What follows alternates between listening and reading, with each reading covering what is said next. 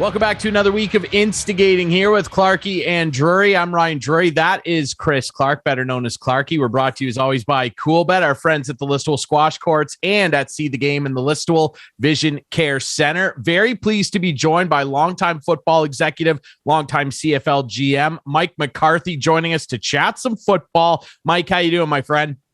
Doing well, except for the shutdown, the COVID deal. But what's new? It's new way of life, I guess. Yeah, it certainly feels that way. And I have all my shots and the booster. So everybody get out there and get your shots. So absolutely. Yeah, I got boosted last week. Very happy to do so. Hopefully everybody is following suit.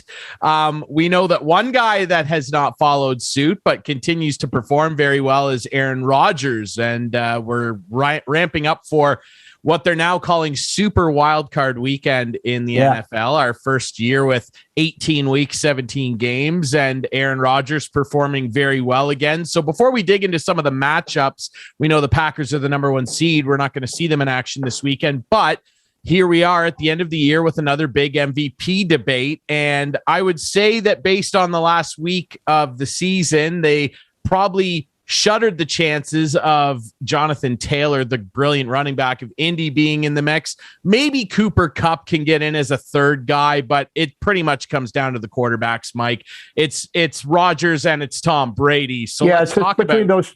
Definitely, Ryan, it's between them two. I mean, Brady's had a hell of a year for a 44-year-old guy. I mean, it's amazing. Nobody's ever done what he's done. How many 44-year-old quarterbacks have played?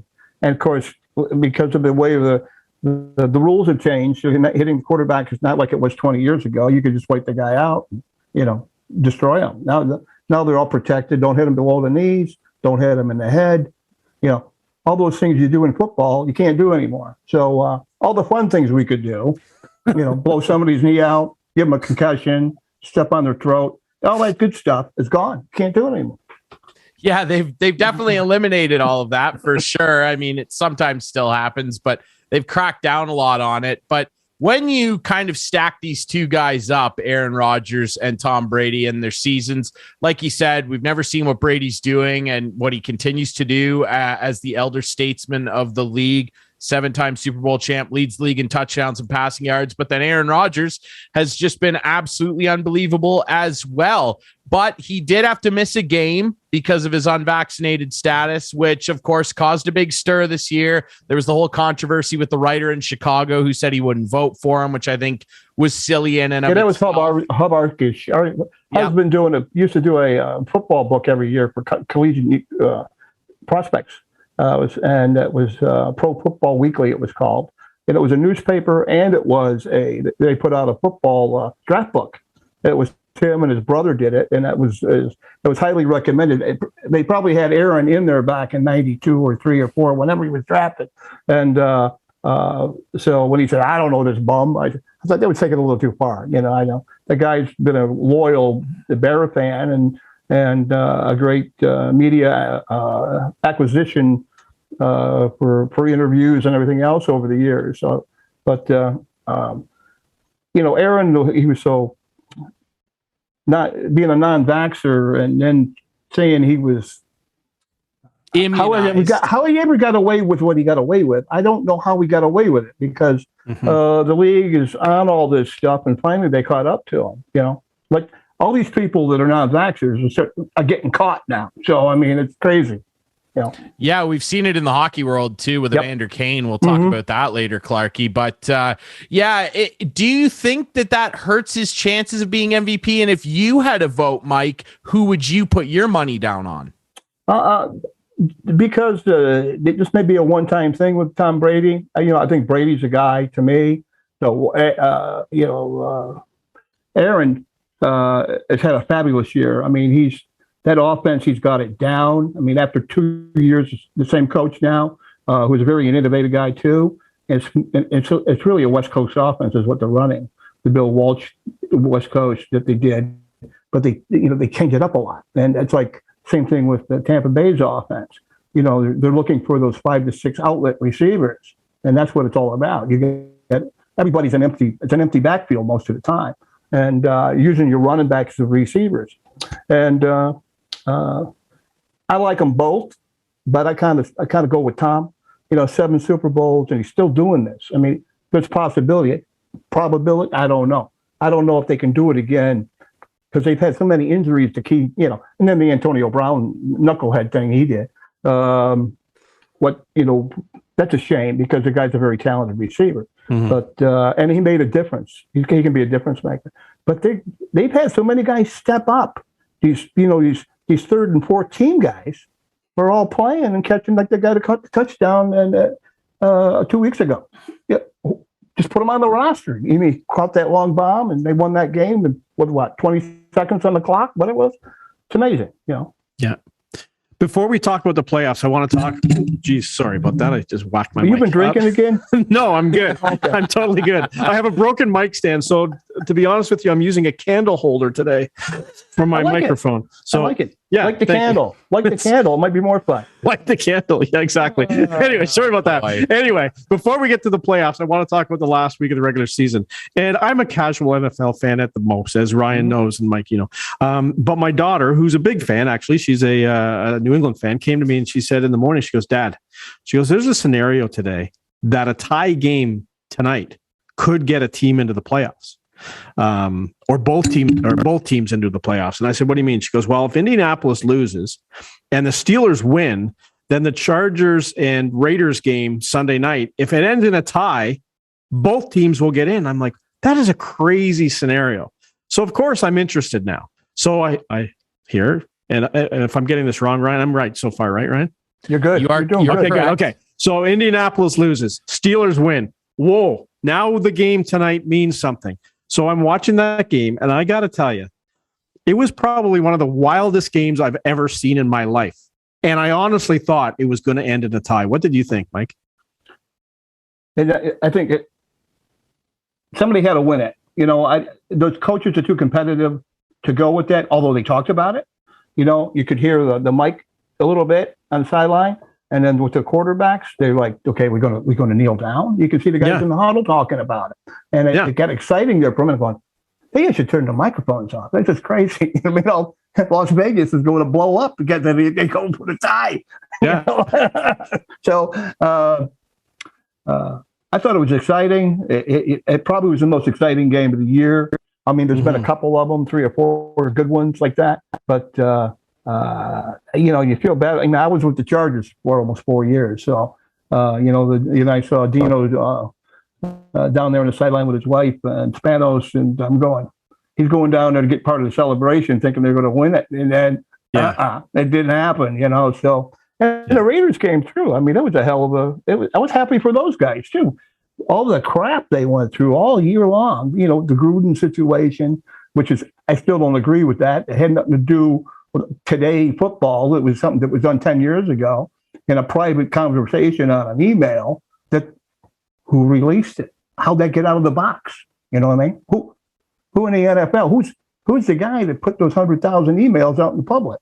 So, and still we haven't seen those emails, but people in the league have and attorneys have. So, yeah, but another story. But do you think the NFL will change the rule because of what nearly happened and eliminate the tie and just play until someone wins? I don't think they'll change the rule.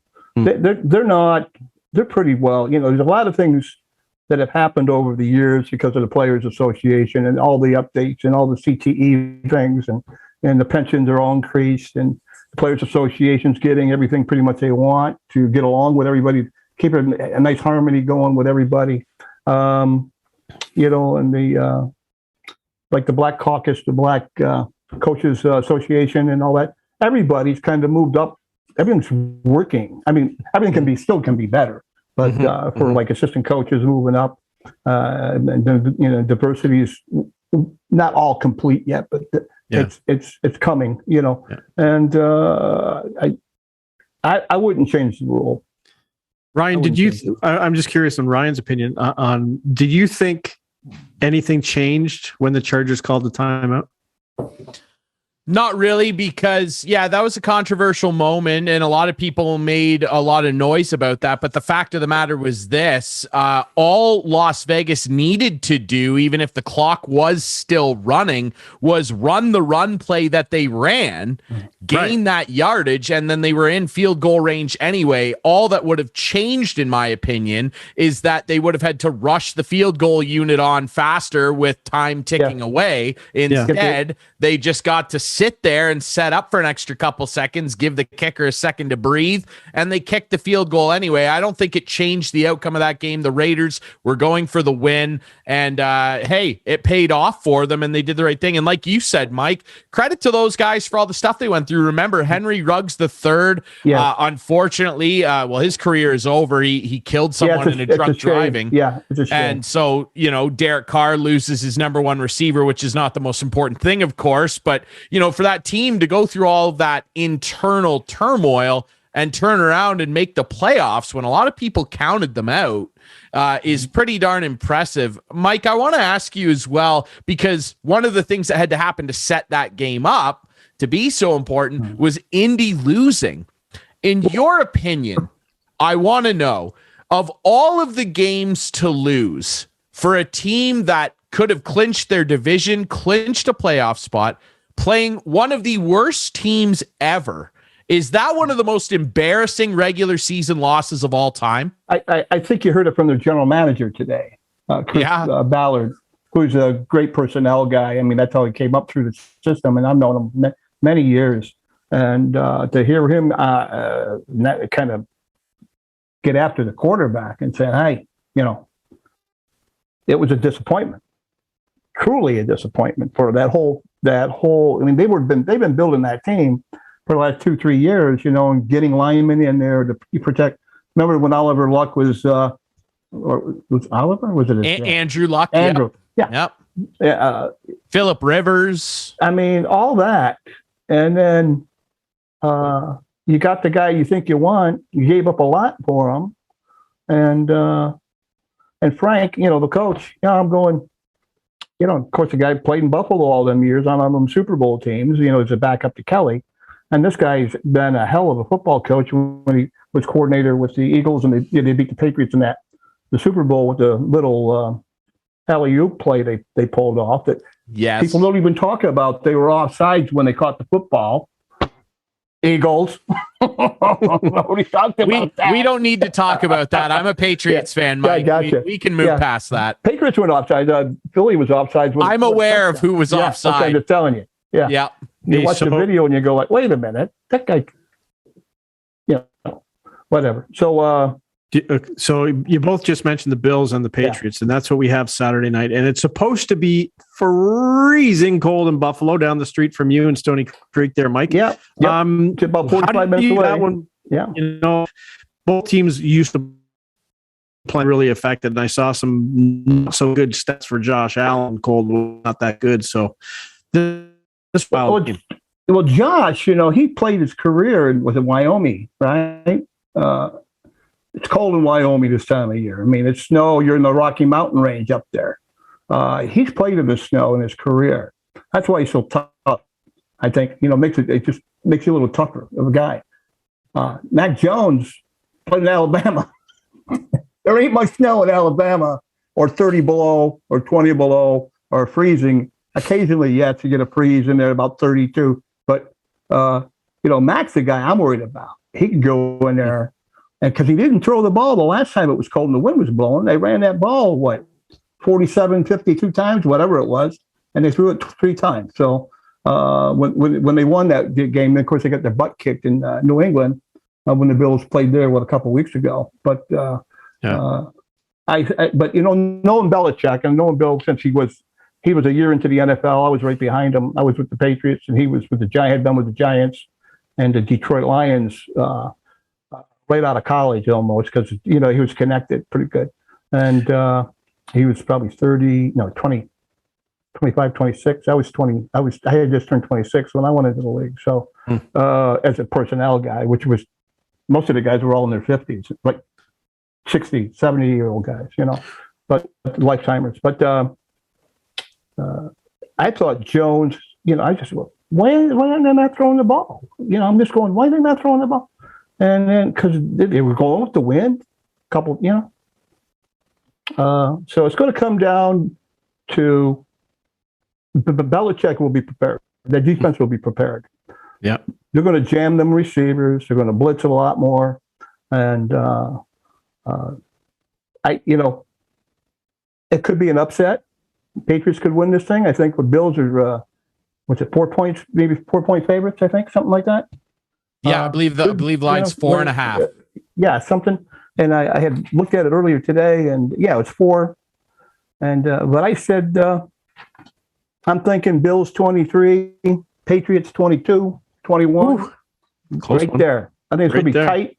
Yeah. It's going to be tight. It's going to come down to that one game, a fumble, interception, frozen stupid penalty. If something's going to happen, I think it's going to be a real close game. Yeah. Nice. Oh no, Tom's not there anymore. Hey, what's the coldest game you ever been involved in? I can think of some cold Grey Cups in Winnipeg. Cold Grey Cups in Winnipeg.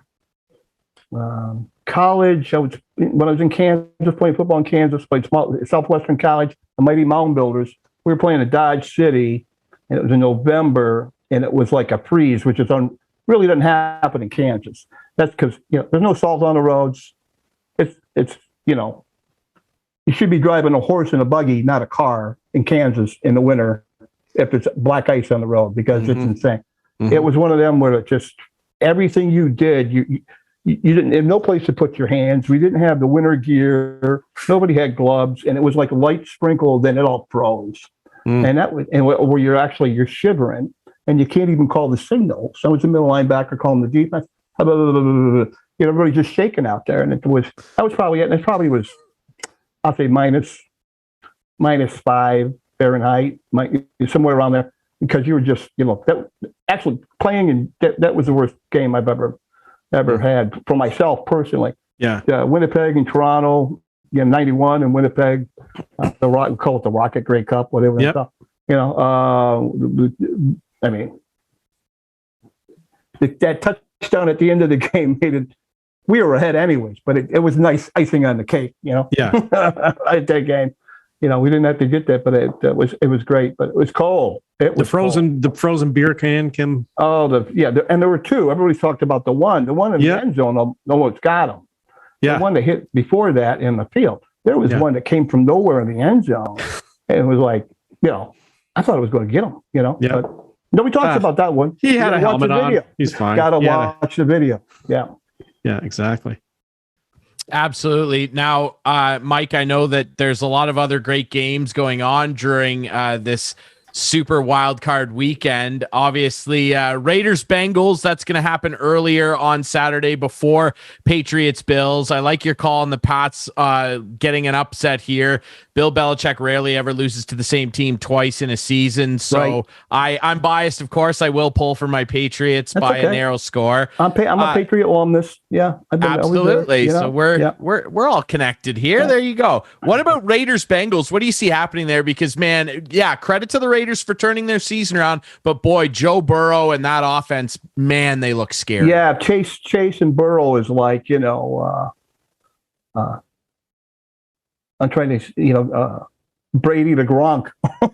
Yeah. I mean, there's a rhythm always. There's a rhythm going on with those two guys. Harrison. Bengals, I mean, this could be really a shootout, Bengals, I mean, our favorites. I think this could be one of those games. It could be 47 points, 51 points. I think they're going to keep moving the ball. Both teams are going to keep moving the ball. The Raider defense might be a little bit better pass rush. They can get the quarterback, but Burrow's getting the ball away. The old Belichick trick with offense, New England in games was they always have their offensive line step into the defensive, even on pass plays, so they wouldn't know if you're running the ball or passing the ball because you had an attacking block from your tackles and your guards, and your center would be the guy, holding back there, protecting the quarterback a little bit more. And sometimes you see the quarterback on that snap, on an empty backfield or a shotgun, which is like 95% of the time now with the quarterback. So you're in a shotgun for, even when you're running the ball, the guys in a shotgun handing the ball up, left to right, or whatever.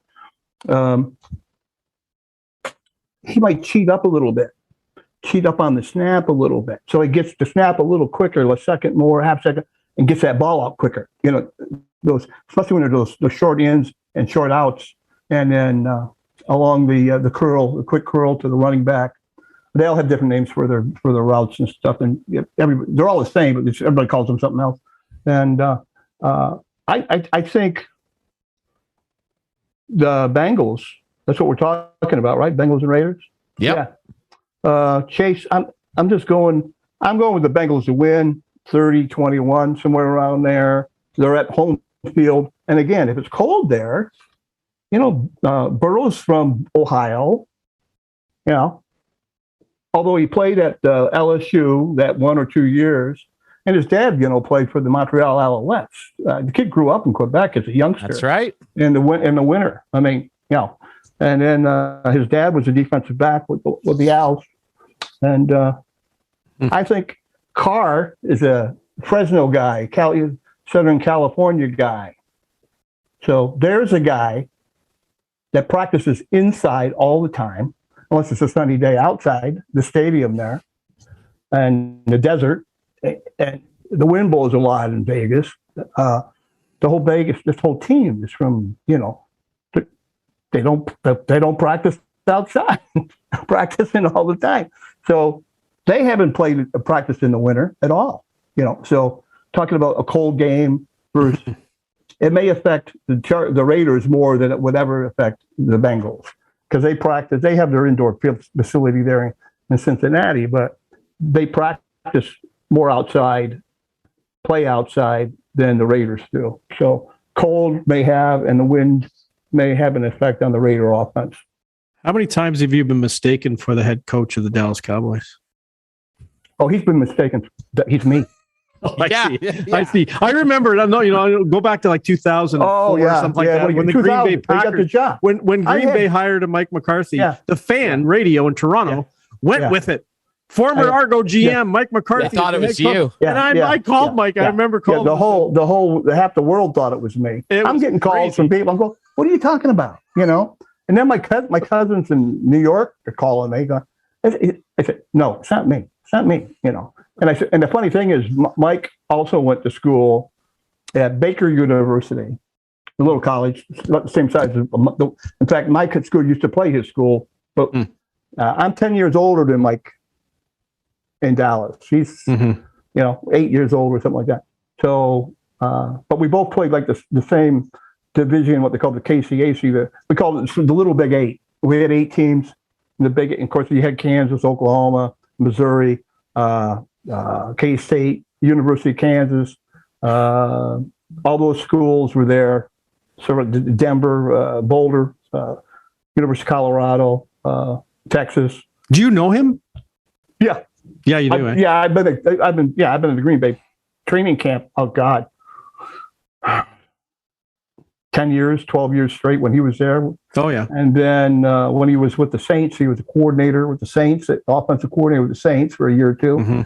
And then he got the cancer. You know, he's a cancer survivor, Mike is.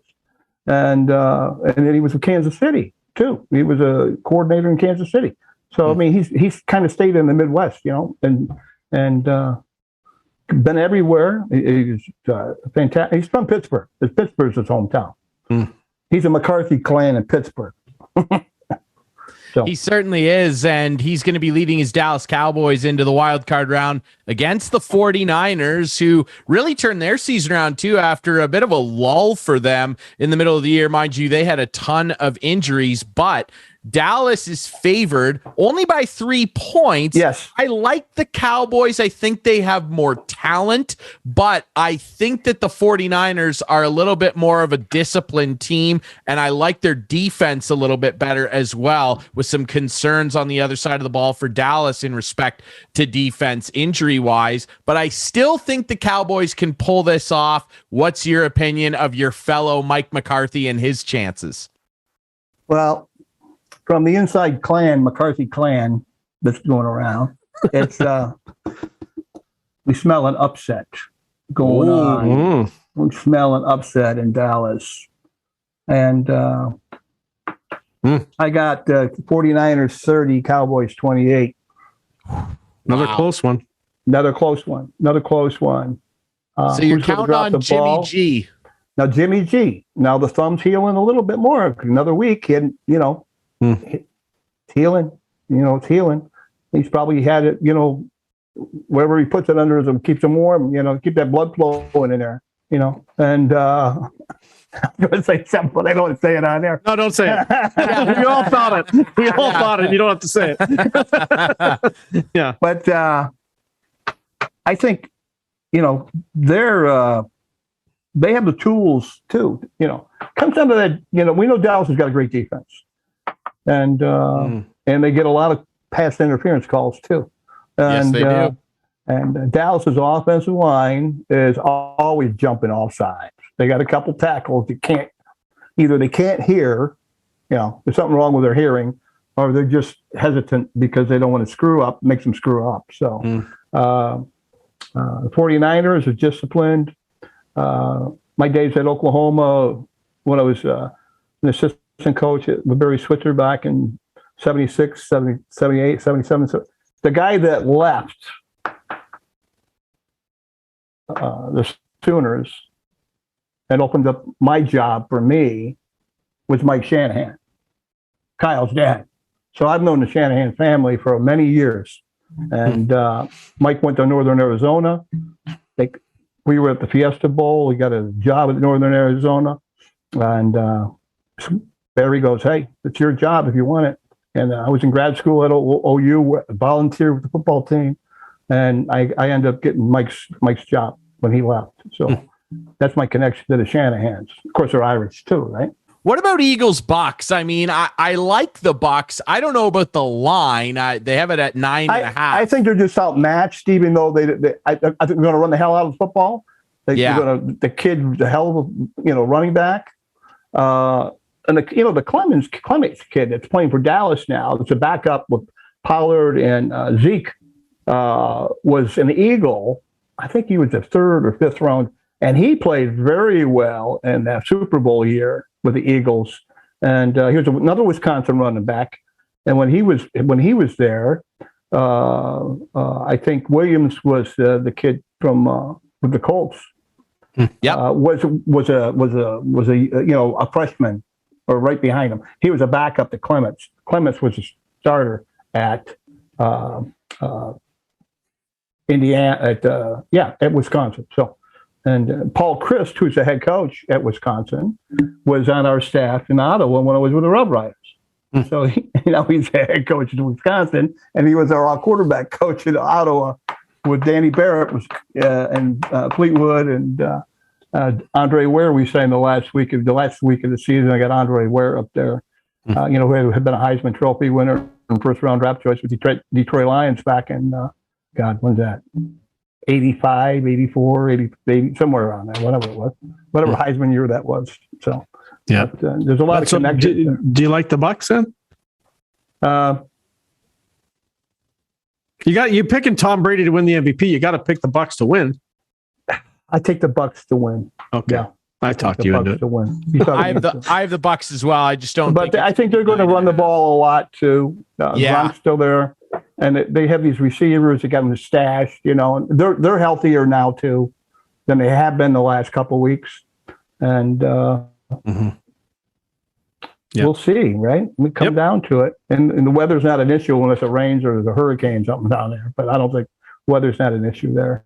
Tom will be ready for that anyway. We know he can play in bad weather. Let's talk Pittsburgh and KC. Pittsburgh getting in by the skin of their teeth, and Ben Roethlisberger kind of jokingly said the other day in a news conference, well, we have no chance. We might as well just go out and have fun. And what he's just an aloof guy. He's such a boring quarterback to watch. It's painful. now that's what I'm watching. Right now. I mean, he's the last of that great draft class, I mean, that's it.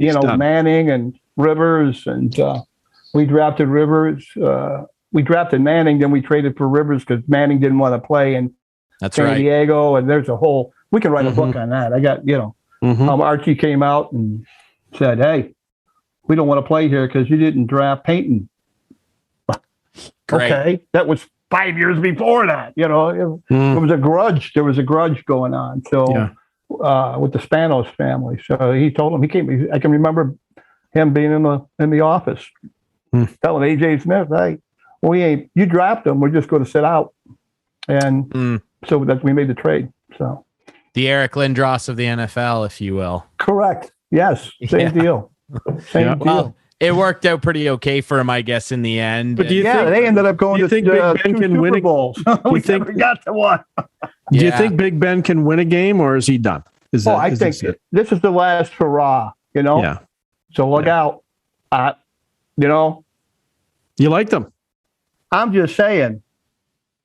He doesn't want to end. Kansas City is still not a great defense. They've improved. Yeah, they've improved. I agree. They still give up. The secondary is still giving up a lot of pass interference going on back there. Them guys just keep attacking you, and they just like, okay, but don't. You got them covered. Don't, turn to the ball. I mean, they've improved their defense. Kansas City's got their offense is working really well. They've replaced those tackles that they lost. Tardif is with the Eagles now, the Canadian boy. And I guess it made it teed them off. I don't know. Are you picking the Steelers? What did I write down here? Oh, yeah, I got this game. And they're what, like 12-point favorites, Kansas 12 City? and a half. 12 and a half. Yes. So I don't care about the point spread. I just want to know who's going to win. I got Kansas City 34, Pittsburgh 27. Okay. That's what I have as well. I think Kansas City will win, but I took Pittsburgh against the points. I think they'll cover 12 and a half. Yeah. I'm just saying, 12, that's a lot of points. But if they're hot and if Pittsburgh can't cover these guys, we know, and they're going to run the ball too. They're going to, but there's just something about them playing in Kansas City that's, they rarely get beat there. Absolutely. Yeah. Ryan, can I change topics? Yeah, sure. You good, Ryan? Yeah. Okay. There's only one other game. I'm not talking about one other game. Okay. No. Okay. There's just one. Do the last game, Ryan. It's Rams Cardinals Monday night divisional rivals. I mean, Matt Stafford and the Rams kind of tripped all over themselves toward the end of the year. So did the Cardinals after starting 7-0. This is a toss up for me. I like the Rams barely. The line's at 4. What are your thoughts there? Can the Cardinals? I got the Rams 31, Cardinals 26. That sounds about right to me. Cup. Stafford, the whole key here, Stafford, if he starts running stupid interceptions, they're going to lose. Okay? They're going to lose in front of, almost 100,000 people in that place. And the fans there, they're right on that freaking field. I mean, they can reach out, touch you. They got all those, it's like Vegas. They got all those bars, those seats must cost $10,000 a ticket, whatever they are. For sure. Whatever they are. But they're like Senate seats, Senator, the Platinums at Maple Leaf Garden, what it used to be. I miss those days at Maple Leaf Gardens. It's Stafford throwing interceptions. It worries me. Murray's going to run around like crazy. He'll have to. Hopkins is not playing. I mean, he's still out. He's done for the year. Hopkins is done for the year. Hurts them. That's really made a big change when they had that 12-0 start. And then Hopkins went, why are you losing now? Well, that's why. That guy's not healthy. So, and they couldn't replace him. They don't have another guy like that. So, and Kupp is, you never know. Cooper Kupp, sure, he's MVP. Sure he is. But we know the quarterback's always going to get it. It's so rare for a receiver to get it or a running back to get it, and a defensive player to get it. MVP of the league. A defensive player. Oh, he's just tackling people. Okay. Yeah, it'll be interesting. Somebody's got to do it. Somebody does have to do it, and they seem to run away from that stuff. Yeah, it'll be a great playoff. It's going to be fun watching some of these games because somebody's going to really poop in their hat, and everybody else is going to, how'd that happen? Maybe it'll be the Cowboys. It'll be the Cowboys. And it'll be the Cowboys. It'll be the Cowboys. They love pooping in their hat. Clarky, go ahead. What do you got? So before we let you go, I just wanted to get your opinion. We haven't spoken to you since the Grey Cup. And are the Hamilton Tiger Cats just jinxed? They've gone a long time without a Grey Cup. And you know what? They had this one in the bag. I've been on the last two teams that won the Grey Cup, 86 and 99. Yeah, they need to hire you again, Mike. Yeah, maybe. Wow. Oh, there's a problem there. Somebody doesn't like me there. Are they jinxed? Oh, well. But, I mean, I'm a part of the alumni, and I'm part of the alumni, and I'm in the inner workings, and I'm on the selection board for the Wall of Honor at what do they call it? The donut box. Donut box. Yeah. Yes, the donut box. Yeah. Tim Hortons has done a great job promoting.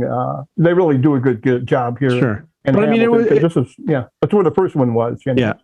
It was a good game. Like, I thought it was a great game. It was exciting to watch. But boy, oh boy, giving up that. It's funny how they didn't blame anybody for, not running that ball out of the end zone. Right. Twice. Yeah. Twice. I know. The first time he couldn't. It went off his hands and went out about it. There was no. Yeah, but the second time he's like a yard away from. It was like somebody made him put the brakes on. Now who did that? Yeah, who did that? If he did that, I wonder who, because that guy's not there anymore. He's in Montreal now. The special teams coach is not there. But Mike O'Shea, I know he's successful, good coach. Oh, Mike, yeah, we had Mike, and we had him for a couple of years, and then in Hamilton and Toronto, right? Yep, he went back and forth. To us, well, we had him twice, and then Toronto had him twice. And then Mike's done an outstanding job. He's it's funny. He's in the PEG, and Coach Grant back in the 50s and early 60s. Bud Grant. It's very similar guys, and I've known Bud for a long time. Yeah, going to Minnesota and stuff, and Mike and his person are like even. They're like. Interesting. It's really, they're letting the beard go and just. Ryan, do you know Bud Grant? I'm aware of who Bud. Okay, good. Okay, yeah, good. He's still alive. He's still kicking. Coach Grant. Yeah. And if you go to the training camp at the Vikings in Mankato, usually they have the training camp in Mankato, but they used to. I don't know if they still there now. They used to go. It was called Mankato College, not called University of Mankato. So they got upgraded to university now. But nice little town, a little southeast of Minneapolis, and very nice little town. But Bud was always at training camp, and we sit there and watch video. I'm used to saying film, but you guys are not. You don't even know what film is. I do. I'm old. We know what film is. I know what film is. I got a basement of like 400 reels down in my basement. I'm just going to blow up one day. Wow. It's going to burn down. So. You got the entire Oklahoma offense down there. Every play you can run out of the wishbone, and every we got to yank that out and have a look at that someday. We'll come visit. You guys should give me money so we can put them on DVDs and we can sell it. Yeah. We'll work something out. We'll get a deal put together. Maybe the TSN can do it. Make it. Give it to them. That. Exactly. You got like Billy Sims won the Heisman, and Thomas Lott, Kenny King. KK, a lot of guys. Hey, a couple other things before you go. And on more of a side. I'm not giving you any money. No, I know. No, okay. Well, you can if you want. No more. The first time I met Mike McCarthy was down at Exhibition Stadium in the office down there. I was working for the Fan at the time, and we were talking to him about a couple of players he had on the team that we wanted to involve in a radio show. And it saddens me to say it, but the guy who we were really interested in was Chris Schultz, and he was still playing. And I had talked to Chris a few times about coming on and doing a show on the radio, and we wanted to get Mike's blessing and everything. We did, but boy, oh boy, what a sad time it was last year when Chris passed away. Do you have any Chris stories you could share with us? Then when I go to the Argos after my 5 years here in Hamilton. Chris was one of the first guys, knocked on my door, came in. Hey, I want to introduce. I said, Chris, he goes, I know you. I go, yeah, Arizona, about 5-6 years ago. He goes, holy, crap. And I go, yeah. So, and then we had a good friendship. And I said, Chris, I said, I hear you're a bit of an architect or a carpenter. And he said, yeah, I got a little thing going on the side doing, I do basements and stuff. I said, come to my house. So about 3 days later, he comes to my house. My kids are like, one's not even born yet. So it was Tara and Sean. So they're probably 4 and 2. And here comes this guy. He's so can't even come through the front door. He's got a duck in his head.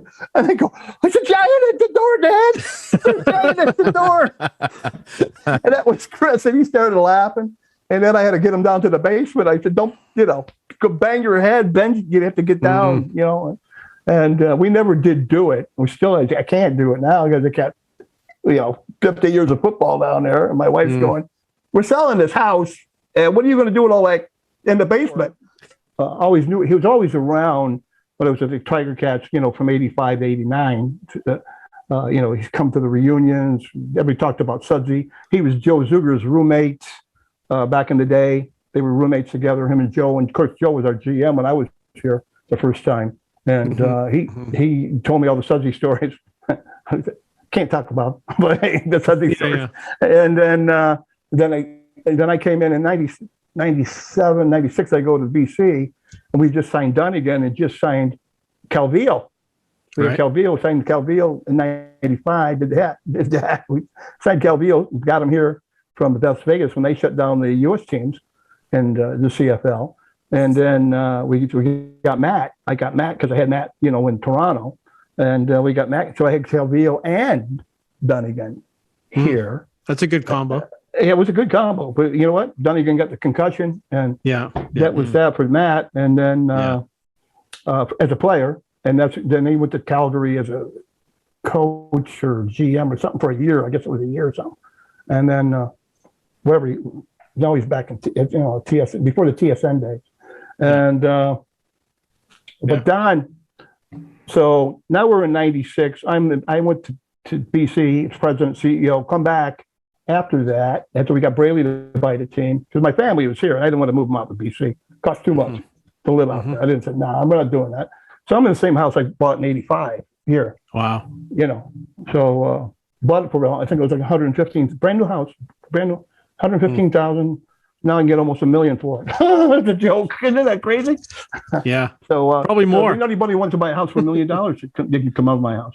Sure. Clarky will be over. Anyways, I'll finish the Sudsy thing. I know you guys got to go, but so Don, I come back, and then in '97, and then Don, now Calvillo's playing, but he's not. They're trying to run an offense. He doesn't run, and Jackson. I'm trying to come to the guy's coordinator, whatever his name was, Arkansas guy. Oh, geez, whatever. He ended up offense or defensive? Offensive guy. So he was running the offense, and it wasn't working. So they ended up firing Don. Okay, so then I take over as the acting GM or football operations guy, and then. So we got hired a new coach for the '98 season. So that's when I go to the Grey Cup in '97 in Edmonton. Maybe I hear Ron Lancaster is going to either get fired or resign. Okay, because him and Huey, I don't know what the deal was. Of course, those guys were teammates back in the '60s. With Edmonton, with Saskatchewan, Hugh Campbell and Ron Lancaster were teammates for 5 or 6 years. So I said the first thing, Ron, you're going to come to Hamilton. We hire Ron, and then I said, hey, we should try to get Sudsy back here. Our defense is awesome. I said, Mumford is going to be a great player. I got Tiggle, I got Hitchcock is here, Schelling, great defense. Pass rushers, I said, we just need the quarterback. We need the quarterback. I got a runner. I got Ronnie Williams. I just got from Winnipeg, and Archie Emerson, blah, blah, blah. I'm just going on and on and on. So he ends up hiring Don as defensive coordinator, and Don stayed here till 2002, I guess, 2002. And then the whole thing kind of fell apart after that, and the owners left.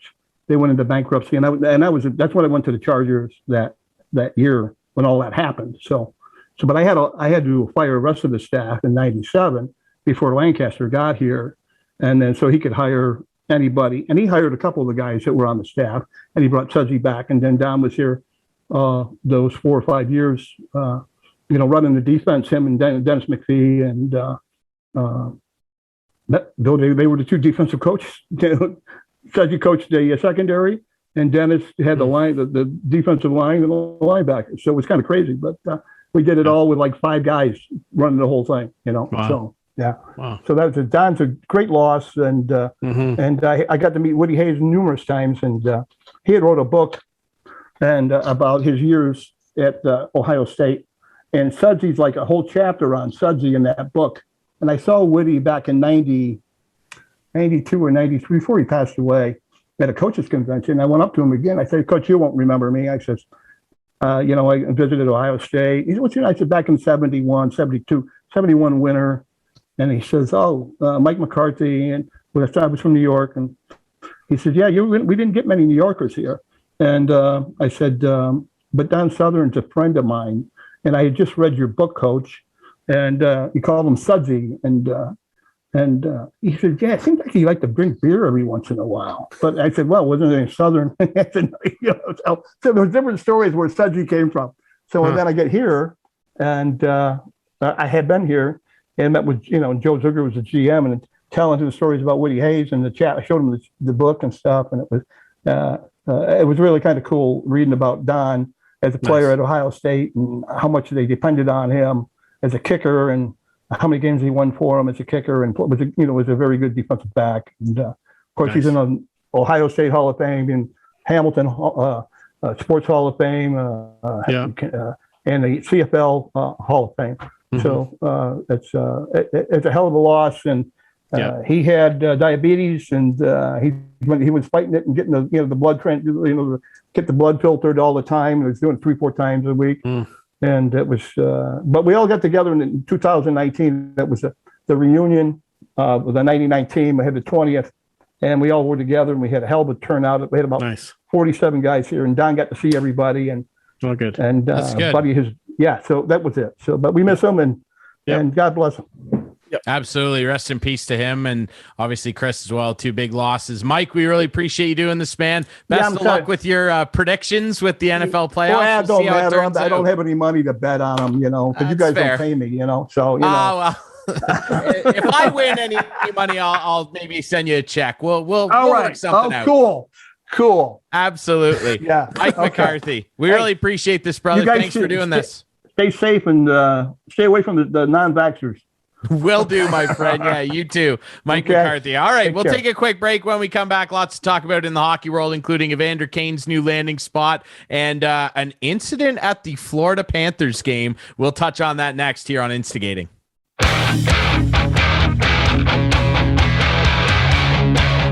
Well, thanks to our friend Mike McCarthy, longtime football executive, of course, a CFL legend, for joining us to chat about Wildcard Weekend. Back to wrap things up here on Instagame with Clarky and Drury. And he's got a lot of stories, doesn't he? Hey, oh, Mike? Man, Mike's been everywhere, and he knows everybody in the football world. I mean, he does. He literally knows everybody. It's unbelievable. I don't even want to try and look at that guy's phone, the Rolodex. He'd just be scrolling. It's unbelievable. Yeah. But another thing that's unbelievable, or at least to some people, is that Evander Kane is going to be coming back into the NHL fold. Apparently, Edmonton's the landing spot. I heard it's $1.5 million prorated, and I mean, this just reeks of desperation to me. Exactly. That's the exact word I was going to say. It's desperation.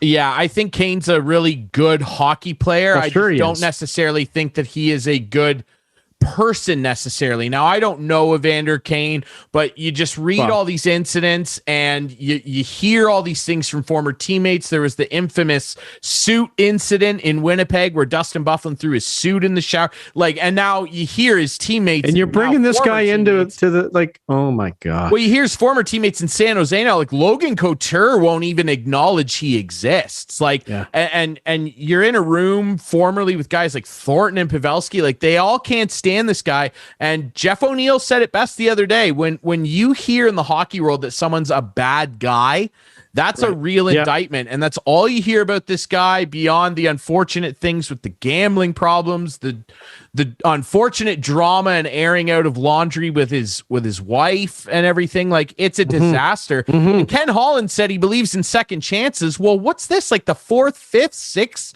chance for Kane? And when he signs, remember, he'll be suspended.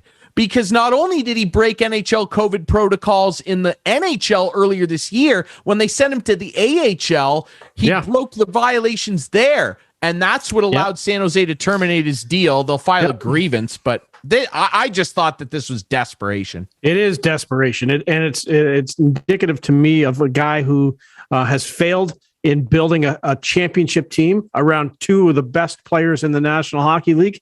And now they're desperate. Because they started off well, but boy, they have tanked lately. They don't look in sync.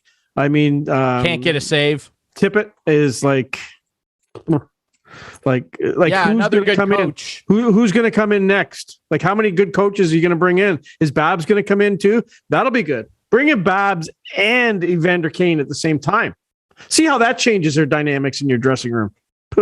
Anyway, I don't know. It's desperate, and good luck to them. Good luck to them is all I can say. Best of luck in Oilers land. It's looking pretty dire. An incident occurred the other day. You're smiling. I don't know what you're going to get to here. What are you getting at? Now, I cannot believe you and producer Adam made me aware that you are both not aware of this, which makes me wonder. Well, maybe I am, but maybe if you have your phones on ever, or if you ever look at social media, because something occurred the other night in Florida where the Panthers were playing the Canucks and they won. Good for them. Something occurred in the stands. They had world-renowned rap artist Kodak Black in the building, and he had a private suite. And when they, as you know, you'll typically see arenas do when famous people of note, Jack Nicholson at the Lakers, they'll show them on the big screen. They show them on the big screen. Okay. And when they panned to Mr. Kodak Black in his private suite to announce that he was attending the Florida Panthers game, he was caught on video doing what appeared to be a very adult act, I'll call it, with a young lady that was with him in the suite. And it went on national television. And I'm sure that Gary Bettman is horrified right now. Now, after further video review, it was revealed that what he appeared to be doing was not, in fact, what happened. There was a side shot from within the suite on his Instagram, I think, where the young lady was just dancing up against Mr. Kodak Black. But the initial view that everyone in the arena got was appeared to be something else. And Clarky, you still kind of look confused as I explain this to you. I need you and producer Adam, the second this show is done recording, to go on Google and just type in Kodak Black. Well, why don't I just do it right now? Please, live on the show right now. Please find this and watch the video, and I will react. Is this something that producer Adam can't show? Well, I don't know that we should show it on the show because, well, technically something explicit was not occurring, but the initial view on the big board made it look like something else was going down in the suite. And I know that a lot of people in the stands, I mean, people were laughing about this. This went insanely viral. And it's probably the most talked about thing in the NHL, which is sad in a sense. But the NHL went viral the other day, and it was not because of anything that occurred on the ice. And I just can't. Maybe the NHL is taking it off because I can't find it anywhere. Oh, you can find this video. Is it. You can find video of it. Come on now. Maybe this is it here. Okay, let's see here. Oh my goodness. Are you seeing? Yeah, the camera panned off quickly. Oh, it went back. Oh, it went back. It went back. What? I think she's just looking for a contact lens. on the floor. That's what it looks like to me. The cameraman. Oh boy. The cameraman was curious and he wanted to verify some information. And for our viewers and listeners, remember, you can find us on all the best podcast apps. You can find us after you Google Kodak Black, Google instigating McCarthy injury. You can find that if our listeners and viewers don't know what we're talking about, just Google Kodak Black Florida Panthers. You'll find it. I found it. Yeah. You'll find it. All right. Like I said, we're on all the best podcast apps. We're on social media at Instigating Pod. You can watch us Friday nights at 8. It was a Kodak moment. That's exactly right. If only it had been a still image and didn't continue moving. You can watch us on Whiteman TV Friday nights at 8, Sunday nights at 9, and we're on YouTube as well, where you can find all the episodes as well. Thanks to our friend Mike McCarthy for joining us today, and to our sponsors, Coolbet, our friends at the Listowel Squash Courts, and of course, See the Game and the Listowel Vision Care Center. This is Instigating Clarkie and Drury. We'll be back next week. Adios.